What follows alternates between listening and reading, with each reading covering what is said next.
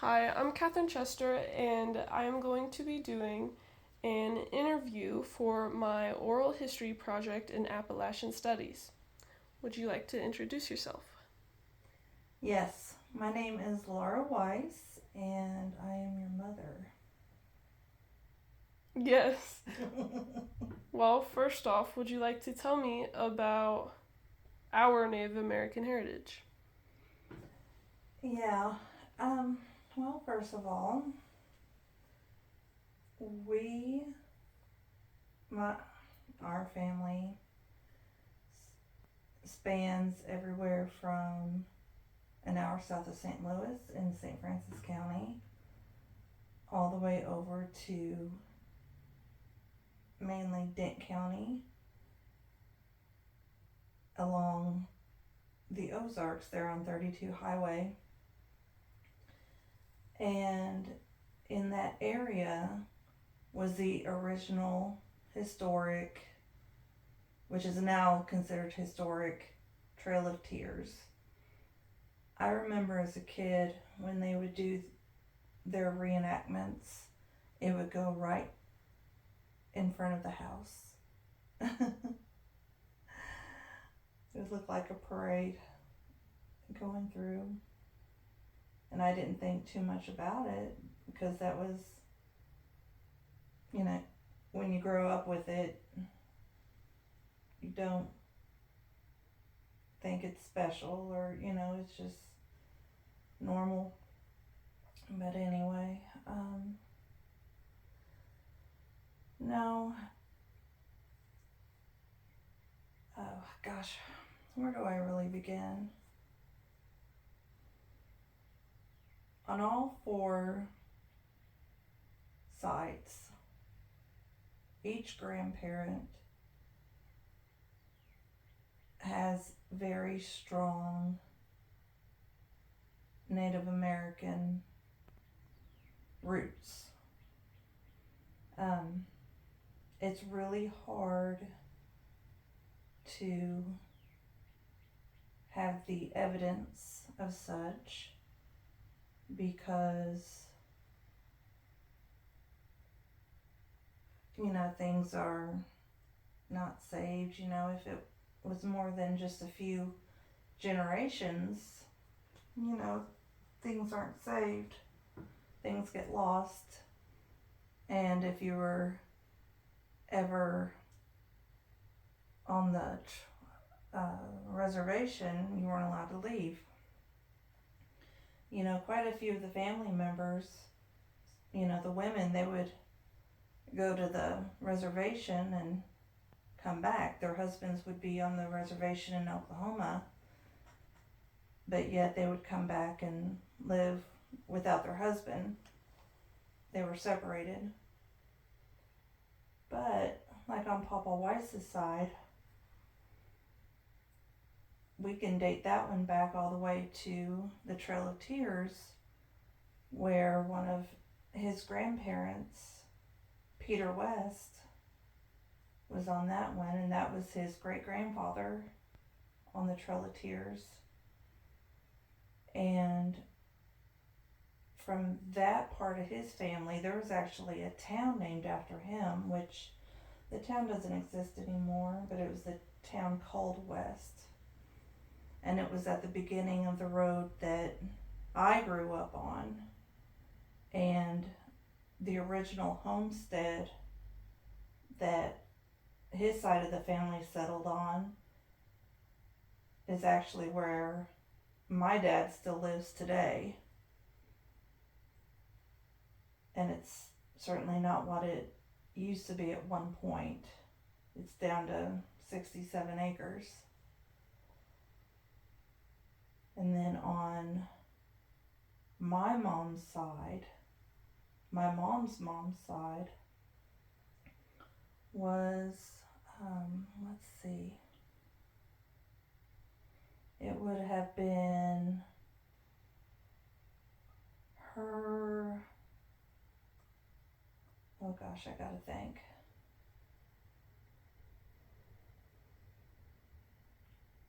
So mom's mom's I got lost. Okay, so Mom, then Granny, then Grandma Smith, then Hilly's dad. I do believe. And his name was,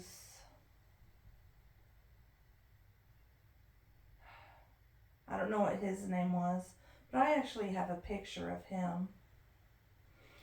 And something disgusting, which, down in the Ozarks, you have, I don't know why people did this, but they would have a bunch of kids, and they did this even up through the 60s, the 1960s and the 1970s. They would have kids, and they would just go through and go to the local church and just see if anybody wanted some kids, and they'd just give their kids away. Like it was an auction block. And they would just give them away for free. But the story goes, there was two Native Americans, that were going through the area, and it was the Ozark Mountains, and I don't know what their names were, but they were going through and they had 8 or 9 kids. But as the story goes, he was a drunk and she was a whore. And they were man and wife. They went through and gave away their kids. And one of them was my great-great-grandmother. And she went to live with this one woman who became her white mother. So this woman adopted her, and she was 8 years old when this happened, and her name was Hillary, but she went by Hilly. And her white mother, her name was Catherine. And Catherine was named after her, in turn, my granny. So that's where Catherine's name came from. But in that area where she settled, where she was adopted, was, I don't want to say they were hillbillies, but they were more like pioneers. They lived off the land. The closest town was, it's an hour away. It's an hour and a half away now by car. Things haven't changed much there. Even now, the big industry there now is sawmills and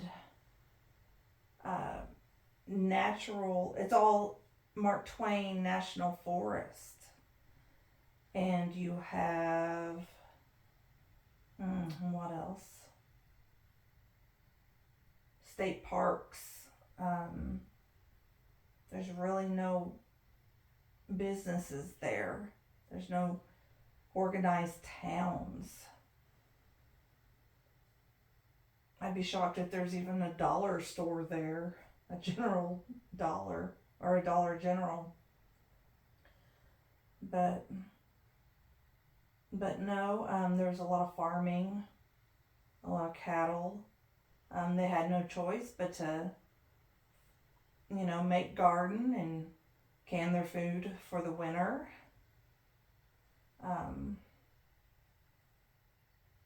That was just how they survived.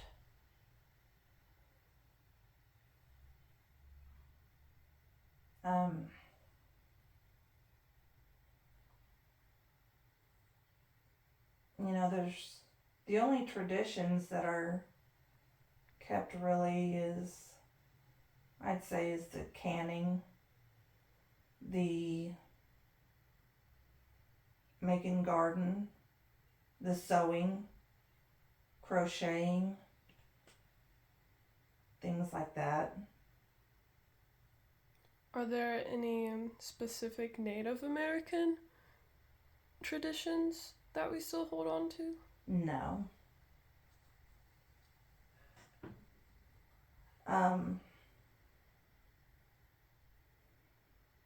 Not really a whole lot. Thing I hold on to is whenever someone close to me dies, I mean, not just anybody, I mean, they really gotta be close to me. Before they're closed in the casket, I'll braid a piece of my hair and put it in their hands so that a piece of me will always be with them.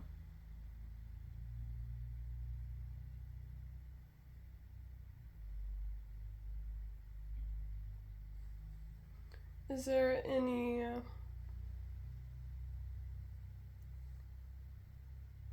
values that we still hold today? Like, for example, Native Americans, their hierarchy would be completely different from ours, where women were the sole leaders of the tribes. Do we hold on to that value any?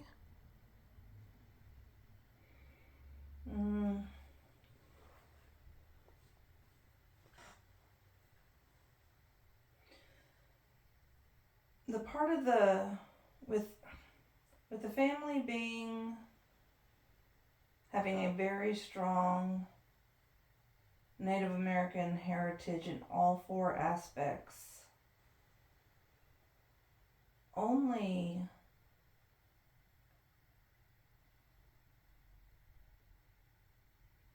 half of it became Christian. Now, that half has adopted the ways of, the man being the head of the household, things like that. But now, the other part, the men definitely fall short. They were nothing but drunks, abusers, and, the women really had to step up. They had no choice. The women had to run the home. The women had to make sure that there was food on the table. They had to make sure the kids were clothed. They had to make sure a roof was over their head. They had to manage the home, because if it was up to the man, they'd just piss everything away. So whether the man realized it or not, the woman was essentially in charge. I mean, there wasn't a day went by that I didn't see a drink in the man's hand. I mean, every single one of them.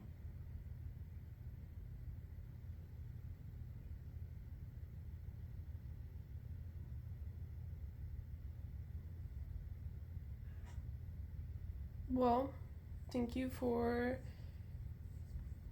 letting me have your time to do this interview. I think that is all the questions I have for you.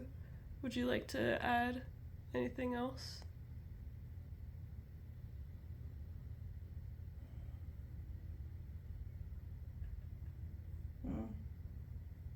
That's all I can think of. All right, well, thank you for this time and this interview.